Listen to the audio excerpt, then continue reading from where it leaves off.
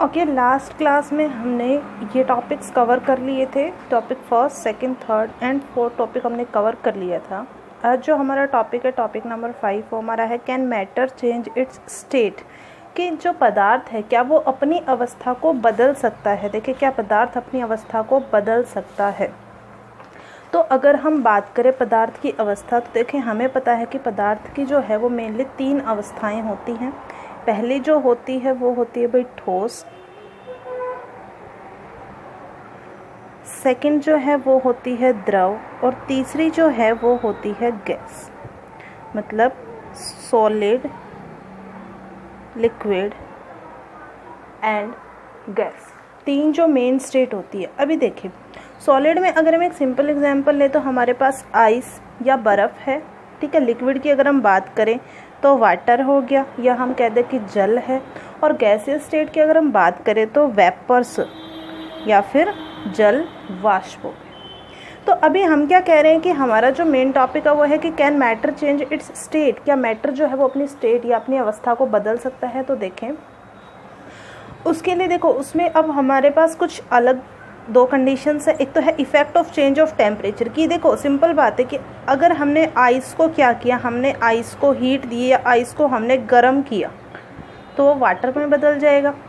और फिर अगर हमने वाटर को भी और गर्म किया और उसको हीट दी तो क्या हो जाएगा भाई, ये वेपर्स में बदल जाएगा, वाष्प कणों में बदल जाएगा।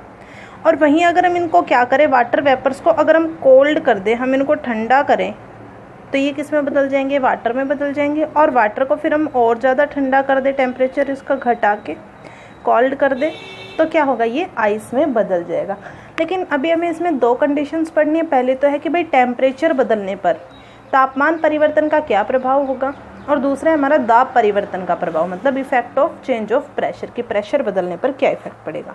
तो पहले हम जो कंडीशन पढ़ेंगे, पहले हम पढ़ेंगे तापमान परिवर्तन का प्रभाव, effect of change of temperature, भाई टेम्परेचर बदलने पर क्या इफेक्ट पड़ेगा। तो देखो सबसे पहले बात सुनो कि जो सॉलिड्स होते हैं, हम बात कर रहे हैं पहले सॉलिड्स की। सॉलिड्स जो होते हैं ये क्या होते हैं कि जैसे ही हम इनका टेम्परेचर, सॉलिड्स का अगर हम क्या करते हैं टेम्परेचर, भाई ठोस का अगर हम क्या कर दे, तापमान जो है हम उसको बढ़ा दे, भाई इस तापमान को हम क्या कर दे, बढ़ा दे, तो अब इसके जो कण हैं तो हम ऐसा कहेंगे कि कणों की गतिज ऊर्जा, या फिर हम क्या कह सकते हैं kinetic energy of particles, kinetic energy of particles. देखो जैसे सॉलिड्स का टेम्परेचर बढ़ाया तो जो कणों की गतिज ऊर्जा, काइनेटिक एनर्जी है पार्टिकल्स की, वो भी बढ़ जाएगी। वो भी क्या होगी, देखो ये जो सिंबल ही हम लगा रहे, बढ़ने के लिए, घटने के लिए हम नीचे की तरफ लगाएंगे। तो सॉलिड्स का टेम्परेचर बढ़ाने पर क्या होगा, उसके पार्टिकल की जो काइनेटिक एनर्जी है वो भी बढ़ जाएगी। अब ये जो काइनेटिक एनर्जी बढ़ी, इसके कारण क्या हुई, काइनेटिक एनर्जी जो बढ़ी इसके कारण क्या होगा कि जो कणों का कंपन है, मतलब कण जो हिल रहे थे एक दूसरे के साथ, वाइब्रेशन जो है वो क्या होगा भाई, वो भी बढ़ने लगेगा, वाइब्रेशन भी बढ़ने लगेगा। ज़्यादा पार्टिकल ज़्यादा तेज़ी से मूव करेंगे तो ज़्यादा तेज़ी से उनमें कंपन होने लगेगा। तो अब ये ज़्यादा कंपन होने लगेगा तो इनके जो बीच का अट्रैक्शन फोर्स है, हमने पढ़ा था कि बीच में क्या होता है, अट्रैक्शन फोर्स होता है, ठीक है। आकर्षण जो बल है, आकर्षण बल, ये क्या होगा, ये कम हो जाएगा। ये आकर्षण बल क्या हो जाएगा, ये कम हो जाएगा। तो अब ये आकर्षण बल कम होने के कारण जो पार्टिकल्स हैं, पार्टिकल्स या जो कण हैं वो क्या करेंगे, वो अपने स्थान को छोड़ देंगे, और अपने स्थान को छोड़कर फ्रीली पार्टिकल्स मूव, या ऐसा लिख दे पार्टिकल स्टार्ट्स मूव फ्रीली, कि जो कण है वो स्वतंत्र गति करने लगेंगे, स्वतंत्र गति करने लगेंगे, ठीक है। तो अब ये जब गति करते हैं तो एक ऐसी हमारे पास स्टेट आएगी कि जो सॉलिड है, ये पार्टिकल्स जैसे जैसे मूव करते रहेंगे, इसके बाद हमारे पास एक स्टेट आएगी, एक ऐसी अवस्था आएगी कि जो सॉलिड है ना, वो सॉलिड क्या हो जाएगा, मेल्ट हो जाएगा। सॉलिड मेल्ट हो जाएगा किस में भाई, वाटर में। जो ठोस है वो पिघल जाएगा और पिघल के क्या बना देगा भाई, जल। ठीक है, तो अब देखो क्या किया, एक बार शुरू से समझना कि जैसे ही हमने क्या किया, सॉलिड्स का टेम्परेचर बढ़ाया, तो टेम्परेचर या तापमान बढ़ाया तो क्या हुआ, काइनेटिक एनर्जी या गतिज ऊर्जा जो थी वो बढ़ी। अब गतिज ऊर्जा बढ़ी तो देखो पहले पार्टिकल धीरे धीरे धीरे धीरे मूव कर रहे थे, एक दूसरे को टक्कर मार रहे थे, लेकिन जैसे इनमें क्या हुआ, एनर्जी बढ़ गई इनकी, तो ये बहुत फास्टली एक दूसरे को हिट करने लगेंगे।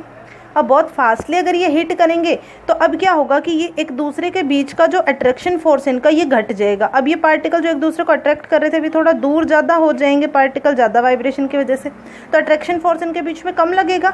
तो अब ये पार्टिकल फ्रीली मूव करने लग जाएंगे कहीं एक पर्टिकुलर पोजीशन पर, और ऐसे फ्रीली मूव करते हुए एक ऐसी स्टेट आएगी जब जो सॉलिड है वो पूरी तरह से मेल्ट होकर किस में बदल जाएगा, लिक्विड में। तो अब यहाँ पर एक बात आती है कि देखो कि एक ऐसा टेम्परेचर आएगा, एक मिनिमम टेम्परेचर आएगा जब क्या होगा, जो ठोस है हमारा वो पिघलकर क्या बन जाएगा, वो द्रव बन जाएगा। इसे हम क्या कहते हैं, गलनांक, या हम क्या बोलते हैं, मेल्टिंग पॉइंट। देखो ये होता क्या है, the minimum temperature at which a solid, the minimum temperature at which a solid changes into a liquid is called melting point। कि वो टेम्परेचर जहाँ पर क्या हो कि सॉलिड जो है वो किस में बदल जाए भाई, लिक्विड में। ठीक है, या फिर हम इसकी डेफिनेशन क्या लिख सकते हैं कि वह न्यूनतम ताप जिस पर कोई ठोस पिघलकर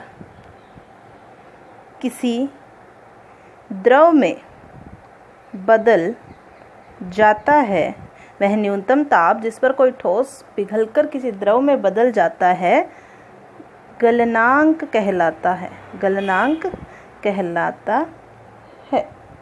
ठीक है, अभी अगर हम बात करते हैं बर्फ़ के गलनांक की, तो बर्फ़ का जो गलनांक है, या हम ऐसा कहते हैं कि आइस का जो मेल्टिंग पॉइंट है वो होता है 273.15 केल्विन। ये हमारा है केल्विन, टेम्परेचर की यूनिट है केल्विन।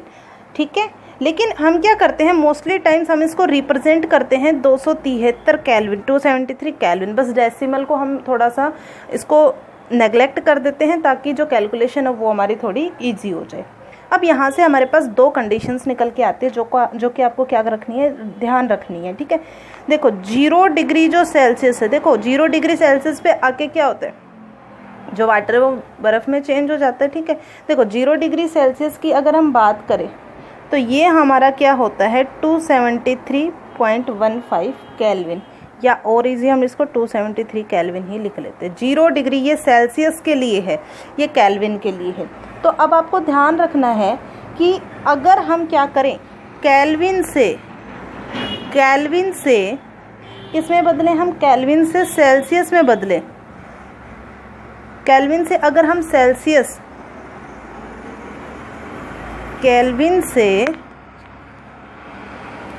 हम सेल्सियस में परिवर्तित करें तापमान को, तो हमें क्या करना पड़ेगा कि जो भी हमें टेम्परेचर दिया हुआ है उसमें से घटाना पड़ेगा -273, उसमें से हमें 273 घटाना पड़ेगा। ठीक है, 273 घटाना होगा।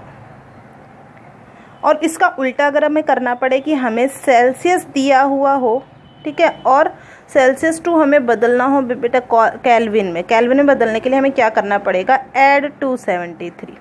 ठीक है, क्या करना पड़ेगा, अगर हमें दे रखा है सेल्सियस में, सेल्सियस से हमें बदलना है केल्विन में, तब हमें क्या करना पड़ेगा, हमें 273 उसमें जोड़ना होगा। ठीक है, ये चीज़ आपको ध्यान रखनी है। इसके बाद देखो, इसके लिए हम एक सिंपल सी बात कर लेते हैं कि देखो वाटर जो है ये 100 डिग्री, मतलब सिंपल सा देखो 100 डिग्री सेल्सियस आपको दे रखा है। एक एग्जांपल हम लेते हैं और इसको हमें कन्वर्ट करना है केल्विन में। 100 डिग्री सेल्सियस हमें दिया हुआ है और केल्विन में हमें बदलना है। तो देखो सेल्सियस से हमें केल्विन में बदलने के लिए क्या करना पड़ेगा, जो भी टेम्परेचर दिया हुआ है वो लिखो और उसमें 273 ऐड कर दो, तो ये कितना हो गया टोटल 373 केल्विन। मान लो हमें 373 केल्विन दिया हुआ होता, ठीक है, और हमें इसे बदलना होता है डिग्री सेल्सियस में। तो डिग्री सेल्सियस में बदलने के लिए, केल्विन से सेल्सियस में बदलने के लिए हमें क्या करना होगा, माइनस करना होगा। तो जो टेम्परेचर दिया हुआ है वो लिखो और माइनस कर दो उसमें से 273। तो ये हमारा कितना हो गया 100 डिग्री सेल्सियस। होप कि आपको ये टॉपिक भी समझ में आया होगा।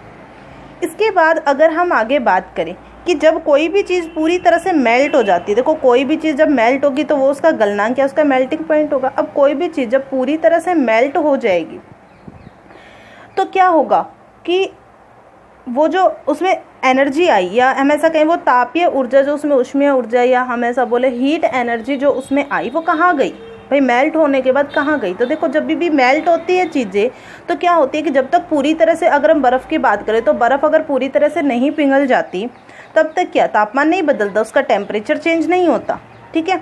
अगर हम जो हमारे पास बर्तन है हम उसको बार बार तापमान दे रहे, वही बराबर तापमान दे रहे, तो भी कोई फ़र्क नहीं पड़ता जब तक वो पूरी तरह से नहीं होता, ठीक है। तो ऐसे में क्या होता है कि तापमान में जब वृद्धि नहीं होती ना, तो वो बर्फ़ क्या करती है, वो जो ऊर्जा बार बार वो बढ़ रही है, जैसे हमने किया, जैसे 100 डिग्री सेल्सियस पे आके क्या होगा, 100 डिग्री सेल्सियस पे आने पर क्या होगा भाई हमारा कि जो जल है वो किस में बदल जाएगा, वाष्प में, ठीक है ना। तो ये क्या होगा, जब तक 100 डिग्री सेल्सियस टेम्परेचर पूरी तरह से नहीं बदल देता वो टेम्परेचर नहीं बढ़ेगा। तो ऐसे में क्या करेगा कि जो बर्फ़ है ना वो उसको क्या कर लेगी, अपने अवशोषित कर लेगी, उसको एब्जॉर्ब कर लेगी उस ऊर्जा को। अब उसने जो ये अवशोषित या एब्जॉर्ब जो कर ली ना, जो एनर्जी एब्जॉर्ब कर ली, वो एनर्जी क्या कहलाती है, ये कहलाती है लेटेंट हीट, या हम बोले तो गुप्त ऊष्मा। लेटेंट हीट या बोले तो गुप्त ऊष्मा ये हमारी कहलाती है, ठीक है। तो सिंपल अगर हम डेफिनेशन की बात करें कि गुप्त ऊष्मा होती क्या है, तो देखो गुप्त ऊष्मा अगर हम कहें कि ये हमारी होती है गुप्त ऊष्मा, अगर हम बताएं तो ये हमारी होती है कि वायुमंडलीय दाब पर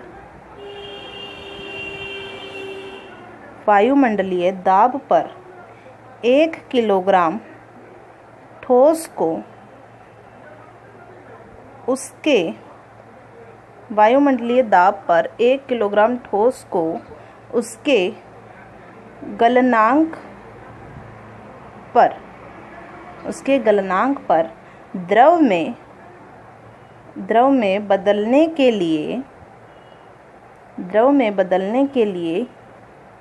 जितनी ऊष्मीय ऊर्जा की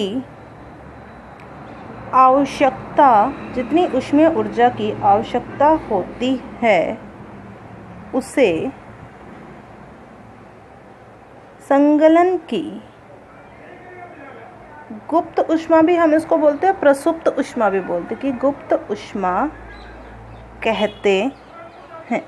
देखो इसने क्या बताया कि वायुमंडलीय दाब पर 1 किलोग्राम ठोस को उसके गलनांक पर द्रव में जो बदलने के लिए जितनी ऊर्जा की हमें आवश्यकता होगी उसे क्या बोलेंगे उसे हम बोलेंगे गुप्त ऊष्मा या प्रसुप्त ऊष्मा, उसको हम बोलेंगे, ठीक है भाई।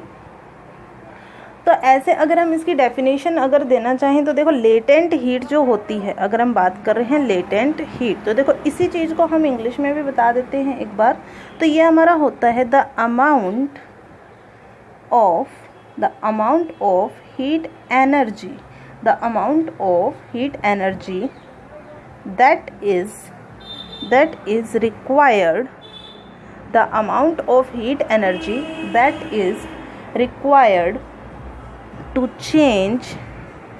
that is required to change 1 kilogram of solid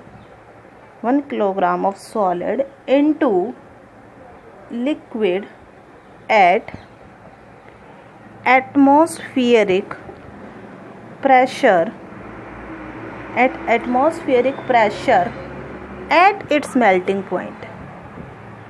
Its melting point is known as latent heat of fusion बोल दो, ठीक है। लेटेंट हीट ऑफ फ्यूज़न या सिंपल लेटेंट हीट भी हम इसको बोल सकते हैं, ठीक है। अब देखें, जैसे कि हमने क्या किया, सॉलिड को हमने गर्म किया, बर्फ़ थी हमारी उसको हमने गर्म किया, गर्म करके वो किस में बदल गया, लिक्विड में, ठीक है, वो जल में बदल गया। आइस को हमने गर्म किया, वो लिक्विड में बदल गया। और अगर हम इसको आगे और गर्म करेंगे, इसमें और टेम्परेचर देंगे, तो वो जो लिक्विड है, जो वाटर है, वो किस में बदल जाएगा, वाष्प कणों में या भाप में या वेपर्स में ये बदल जाएगा। तो ये तो हो गया हमारा कि effect of temperature, effect of change of temperature, कि टेम्परेचर चेंज करने पर क्या होता है, ठीक है। अब कुछ ऐसे भी हमारे पास चीज़ें आती हैं कि जैसे कि हमने अभी बताया कि एक चीज़ को अगर हमने गर्म किया, गर्म करने पर हम जो अवस्था है, जो स्टेट है, हम उसको बदल सकते हैं, सॉलिड से लिक्विड में, लिक्विड से गैस में। अब एक और हमारे पास ऐसी चीज़ आती है कि उसको अगर हम टेम्परेचर दें, अगर हम उसको तापमान दें, तो वो क्या होगा, वो सॉलिड से डायरेक्ट बदल जाएगा गैस में, ठोस से वो सीधा बदल जाएगा गैस में। ये जो प्रक्रिया होती है ठोस से सीधा गैस में बदलने की, ये हमारी होती है सब्लिमेशन, ऊर्ध्वपातन, सब्लिमेशन या ऊर्ध्वपातन। तो यहाँ पर हम डेफिनेशन भी इसके दे सकते हैं कि सीधा इसको हम कहेंगे कि जब कोई ठोस बिना द्रव अवस्था में बदले सीधे गैस अवस्था में परिवर्तित हो जाता है तो उसे ऊर्ध्वपातन कहते हैं। When a solid changes directly into gas without changing in liquid, it is called sublimation। ठीक है भाई। उसके बाद जो हमारा सेकंड टॉपिक आता है वो देखिए, ये हमारा क्लियर हो गया। इसके बाद हमारा आता है effect of change of pressure, कि प्रेशर जो है, दाब जो है, अगर हम उसमें परिवर्तन करेंगे तो क्या इफेक्ट पड़ेगा। तो देखो कि जब हम दाब को बढ़ाते हैं या घटाते हैं, वो हमें कंडीशन बतानी है, ठीक है। तो दाब के बढ़ने पर, अगर दाब बढ़ा, देखो सेकंड कंडीशन है हमारी इफेक्ट ऑफ प्रेशर, दाब का प्रभाव। तो अगर तो दाब बढ़ा, ठीक है, तो जो गैस है, दाब बढ़ने पर प्लस अगर हम क्या करें, टेम्परेचर को घटा दें, दाब बढ़ने पर और टेम्परेचर को अगर हम घटा दें तो क्या होगा, जो लिक्विड है, लिक्विड जो है ये किस में बदल जाएगा भाई, लिक्विड चेंज हो जाएगा गैस में। प्रेशर को हम बढ़ा दें और टेम्परेचर को हम घटा दें तो जो द्रव है हमारा वो किस में बदल जाएगा, वो हमारा बदल जाएगा गैस में, ठीक है। तो एक सिंपल सी चीज़ है हमारे पास कि हम क्या कहेंगे कि जो हमारी ठोस कार्बन डाइऑक्साइड होती है, सॉलिड CO2, उसको भाई हम बोलते हैं, इसका एक नाम होता है हमारे पास, ड्राई आइस हम इसको बोलते हैं, शुष्क बर्फ। कि हम ऐसा इसको क्यों बोलते हैं कि जब वायुमंडल दाब, जो एटमॉस्फेरिक प्रेशर है, वो 1 एटमॉस्फेयर हो जाता है, 1 एटमॉस्फेरिक जो वायुमंडलीय दाब है वो 1 एटमॉस्फेरिक हो जाता है, तो क्या होता है कि जो CO2 है, जो कार्बन डाइऑक्साइड है, वो क्या होती है, वो लिक्विड स्टेट में नहीं आती, वो लिक्विड में या द्रव अवस्था में नहीं आती, वो डायरेक्ट चेंज किस में हो जाती है, वो गैस में बदल जाती है। इस वजह से हम CO2 को क्या बोलते हैं, ड्राई आइस या फिर शुष्क बर्फ। तो अब हम यहाँ से सिंपल सा कह सकते हैं कि देखो, अगर हमारे पास सॉलिड है, सॉलिड को हमने बदला लिक्विड में,